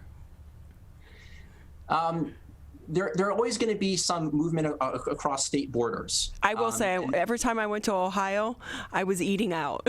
I was like, I'm eating in a restaurant because I can. Yeah, my wife's birthday was yesterday, and we ate it in an igloo by ourselves outside. That was our compromise. But I certainly understand that a lot of people are desperate to eat indoors and to have recovery of many aspects of their life. And I'm not saying that's necessarily a bad thing. It needs to be, you can never eliminate risk entirely, nor should we. It's a balance. It's about taking a calculated risk and what is likely to happen through your own action, not just for yourselves, but a lot of it has effects on other people too. And so a lot of it is just being aware of that if we do go out and if restaurants are at full capacity, that is a risk in which spread could continue to happen. And maybe you don't get the virus, but someone who is at your next door to you, or at least the table right next to you, maybe they get it, but they don't have a bad infection, but they go visit their grandparent and that grandparent does.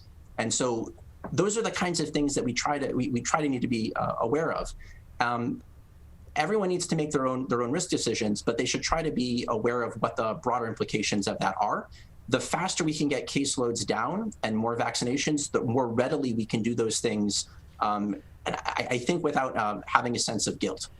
For me, at least, I would feel very, very guilty if my actions resulted in someone else getting very sick or dying.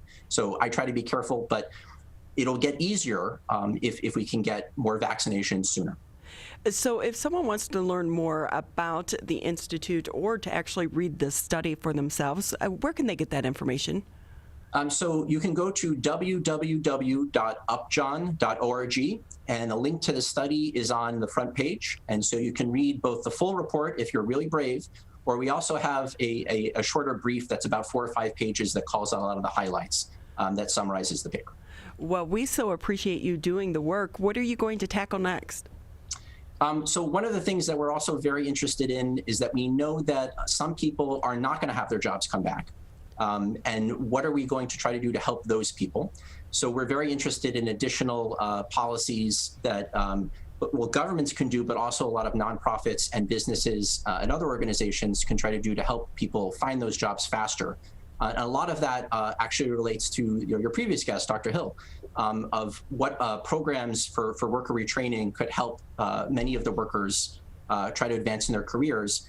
And one of the things that Governor Whitmer did do that was first in the nation was to use some CARES Act funding to start up Futures for Frontliners, specifically a program designed to give funding for frontline workers to go back who don't have a degree or a credential, to go back and get one, preferably in an in-demand field, and so that they can actually take a leapfrog in their career.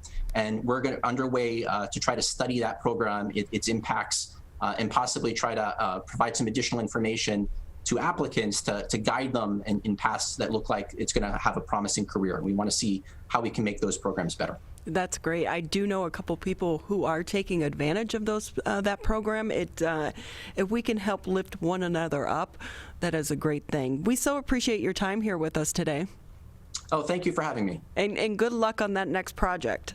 Thank you very much. I will say I started to tackle the 48-page study, but I didn't have enough coffee in me yet. I completely understand. Brad Hershbein with us on the Megacast. He's the Senior Economist and Communications Advisor for the W.E. Upjohn Institute for Employment Research, located right here in the state of Michigan. We're going to take a quick break here on the Megacast, and when we return, we'll be speaking to the professor who's out on the road. Michigan, we're calling on you to save lives. Don't ignore it. Don't let it go to voicemail. It's urgent. In fact, it's critical. Because if you've been in close contact with someone who tests positive for COVID-19, you may have been exposed to the virus. And you could get a call from My COVID Help or your local health department.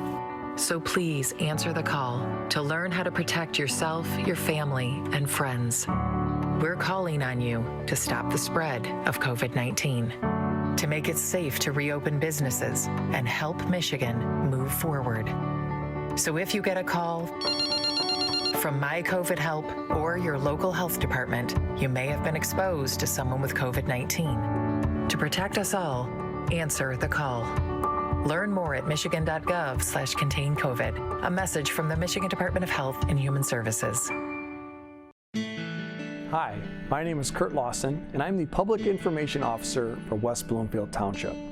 We wanted to reach out to you, our older adults, to provide information that you may find useful during this difficult time. We want to ensure you that West Bloomfield Town Hall, our Waters and Utility Department, West Bloomfield Parks, and our police and fire departments continue to work hard on your behalf.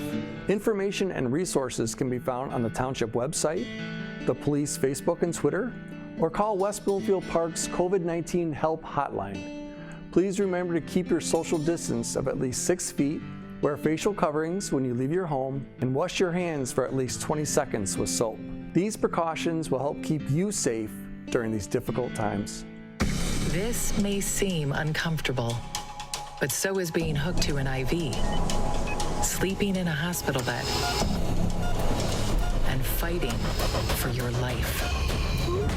When it comes to COVID-19, comfort is not as important as saving lives. Wearing a mask can greatly reduce the chance of spreading the virus. So mask up, Michigan, every time you leave home.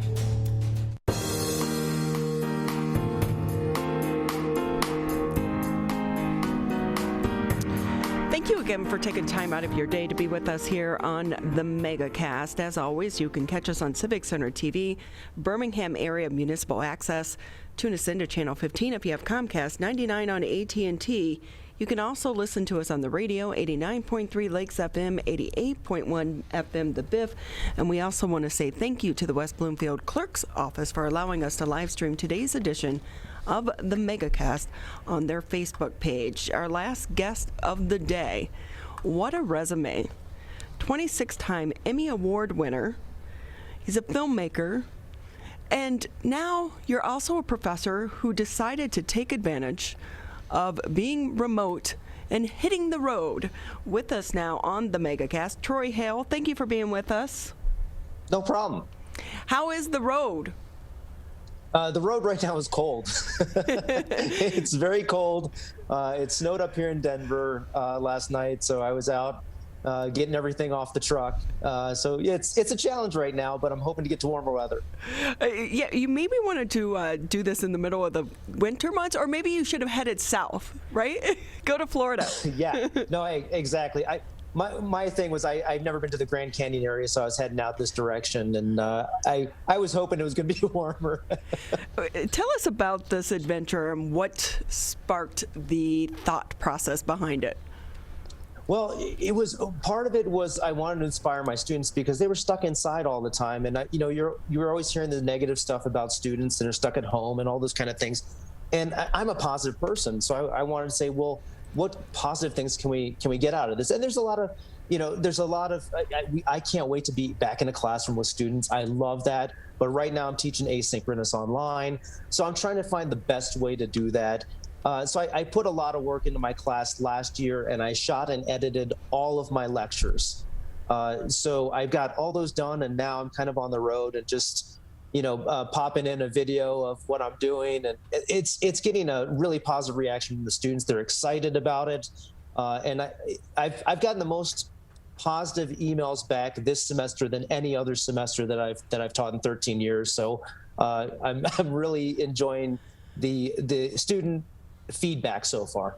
And I would bet they appreciate it as well, because you are letting them experience what you're experiencing as well.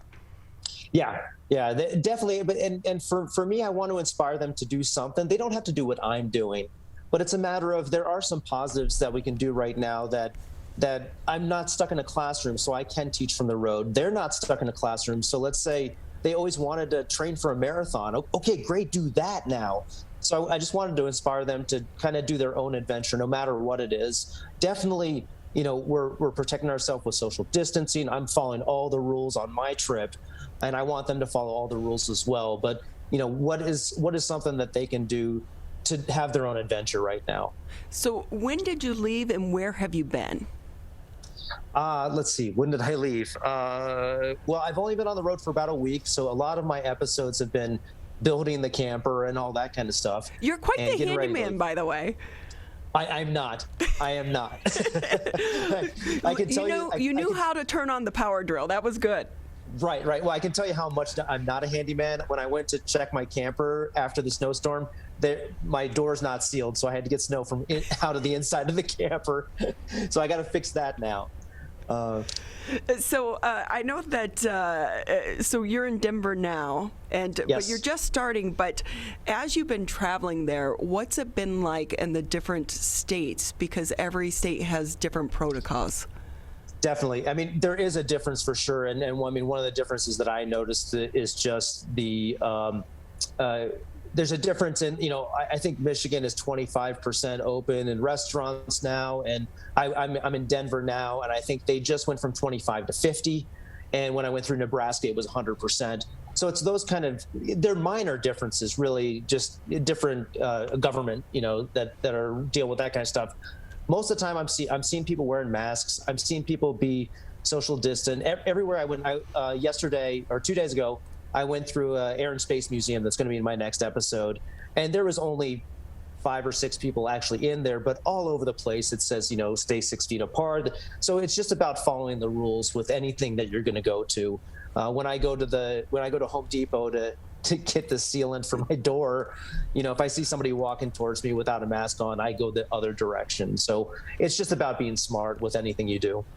Troy Hale joins us on the Oakland County Megacast. Troy is from Professor on the Road. He is a media and journalism professor and is taking his virtual classes all over the United States. Full disclosure to those tuning in today, that Troy was one of my professors for a semester in 2016, teaching filmmaking 1. And in that class, one of our first projects we had to do that you assigned to us was a short documentary project. And you always emphasized in anything that you taught to us in that class and in other classes as well, getting out of the comfort zone, get away from the campus, get away from places talk to people that you're not familiar with, and really get to know what's going on in other places that may be interesting to people that have never been there, that have never seen this angle, that have never experienced what other people are experiencing. And during a pandemic, there's so much more of an interest level in how are other people getting through this? How is that playing in to at least the principle of how you inspire your students to look for something different? How is that playing into the lessons that you are providing your students with this project while you're on the road? Well, everything's about storytelling. And it's funny that you're talking about the documentary project, because I'm actually grading those today, right now, back here. But everything's about storytelling, right? I mean, the great thing that we have now is technology. We are sitting here right now telling a story, and we're socially distant, and we're safe about doing it. So, being able to show students that you still can do this. Even if you're stuck in a dorm room, you have the ability to jump on Zoom, and you have the ability to record it, and you have the ability to tell stories. So that's really a lot of fun. And right now, for me, it's great because I have students all over the world. So I'm getting assignments that are coming in from Mexico, or they're coming in from Fort Lauderdale, or they're coming in from China. So it is really cool that they're not just kind of generic-y, like college stories, because I'm getting these really cool things from all over the world. But with that, what has been the technology access for you while you are on the road? Are you finding there are some areas that you can't get a signal? I've been good so far. Even driving through Nebraska, I didn't have much of a signal there. But so far, so far so good. I'm guessing when I start hitting the Grand Canyon area, I'm going to start having some problems. But so far, I've been good, and I've been able to upload even with one bar on my phone. So far, I'm doing pretty good. That's awesome.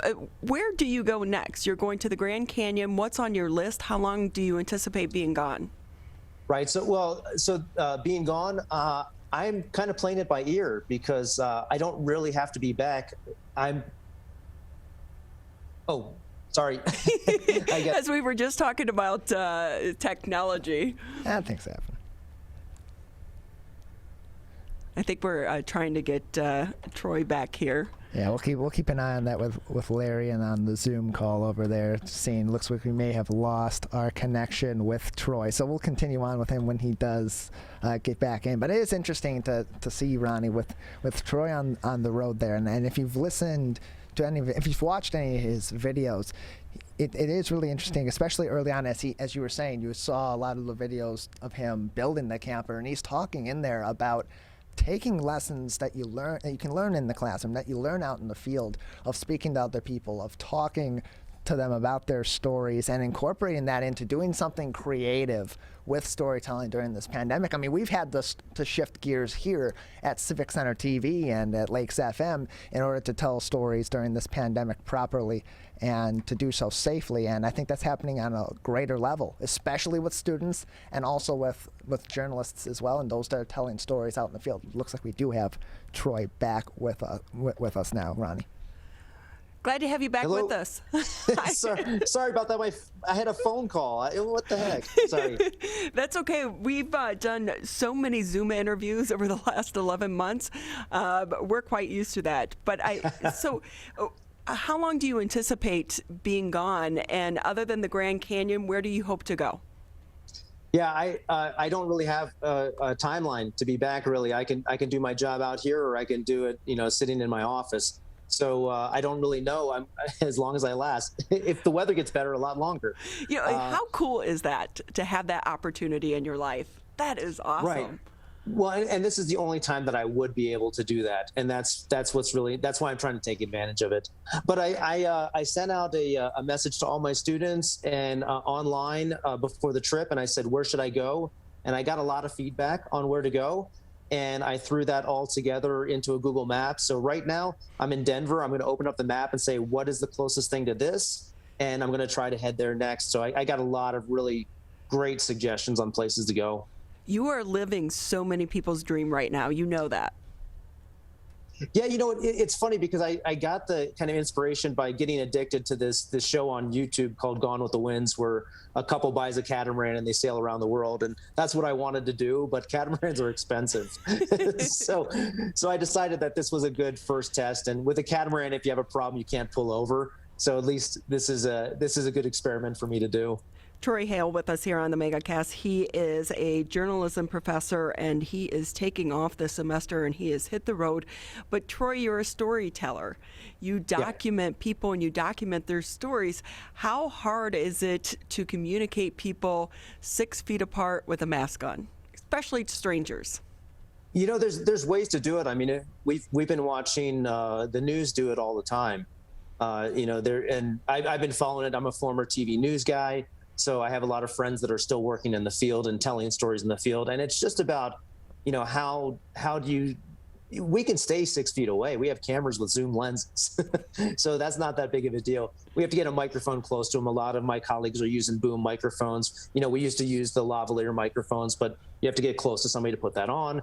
So it's about being creative. Everything's about being creative. You know, doing the show with you guys is about being creative, except when my phone rings and I hang up on you guys by accident. But if you watch the national news, there's a lot of people that have their home offices now, and they remote into the studio. So again, stories are stories. You know, we're lucky enough right now that we live in this world of technology that we can still be connected to each other, even though we're in different houses, in different rooms, in different states. Troy Hale joining us on the Oakland County Megacast. Troy has begun a journey on Professor on the Road. You can find that on YouTube as well as his Instagram pages for Professor on the Road.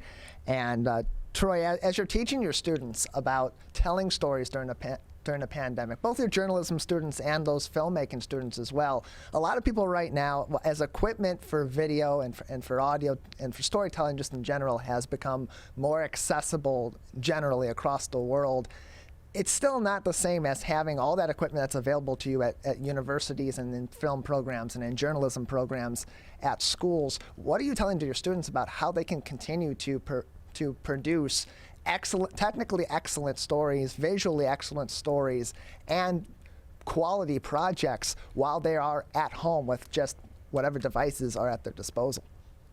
Yeah, absolutely. That's a great question. And the funny thing is, the projects that are coming to me right now are just as good as any other semester. And that's what's really impressive. And I try to stress to my students that equipment's always going to change. I started my career, 20 years ago with a piece of equipment that is laughable now. And that was a piece of professional equipment at a professional TV station. And the equipment doesn't matter. Cameras don't matter. It's the skill set that you gain that matters. And, you know, a lot of the stuff that I'm shooting for Professor on the Road is with my iPhone because I have it with me all the time. And if I just need to get a shot, I grab the shot. Now I've got a little, $20 tripod that I can put on it. And I've got a microphone that I can use. And all those things are things that we suggest to our students to grab. And they can produce really amazing films. So honestly, for me, all the equipment that I brought with me in the field right now, the most expensive thing I have is a $300 DSLR with me. Mainly because if I drop it in the snow, I can just stop at Best Buy and get another one. So really, equipment doesn't matter to me at all. And I try to stress that to my students. It's about using what you have. And most of the time we have a mobile device in our pocket. It's changed so much. I'm looking at the pictures right now from your Instagram. That is a lot of snow out there. But tell us about your sidekick. Oh boy, my sidekick. My sidekick is somewhere in here. Dusty the adventure cat, and I call him that because he's so not an adventure cat. But I'm hoping. I want him to go on hikes with me, and right now he's probably hiding underneath a couch. But it's a lot of fun to have him on the road with me because it's somebody that I can talk to somebody and not be crazy because I'm talking to myself. I actually have somebody to talk to. But he's doing well. He's a 15-year-old cat, and he's always been stuck inside. And I kind of wanted to show him the world a little bit. But the funny thing is, a lot of people are I think a lot of people are more interested in him than me. So that's why I made him his own Instagram page, and I'm wondering if he's going to get more followers than I will. Yeah, Dusty the Adventure Cat is a really interesting character to have along with you on the road for this. I love the episode you put up on your YouTube page that featured Dusty and his adventures with you on the road, in the camper with you, in the truck with you, and his reactions to meeting some of the people and interacting with some of the people that you meet on the road. So Troy, just another minute or so with you on the program today. Before we say goodbye, where can people find your episodes of Producer on the Road and find you, and as well Dusty the Adventure Cat on Instagram? Yeah. So we got the two Instagram pages, Professor on the Road and Dusty the Adventure Cat. And then I'm posting all of my adventures on YouTube. And then I put those YouTubes on my classes page as well, so they can get that. So I basically made it a little bit for my students, but it's for everybody as well. I wanted to make it so everybody could enjoy it. Well, Troy, we wish you the best on your adventure, and looking forward to all of your posts throughout this time and your journey. Have fun and be safe. Thank you guys so much. I appreciate it. Thanks, Troy. Thank you again for being with us. Again, that is Troy Hale with us. He is a professor on the road and actually was at one time a professor for Tyler at that other school that you went to that one time. Yes, and it was great catching up with him on today's show, and a really interesting project that he's taking on under for his students, and also just in general for storytelling and inspiring people that, and we've had an opportunity to do this a little bit on this show throughout the pandemic also, Ronnie, is tell people stories that aren't all doom and gloom in this pandemic. And I think any way we can do that right now, especially because it's easy to get all the other stories that are more gloomy and negative out there, I think it's a benefit to the greater community as well. Most definitely. Follow him and follow us on CivicCenterTV.com.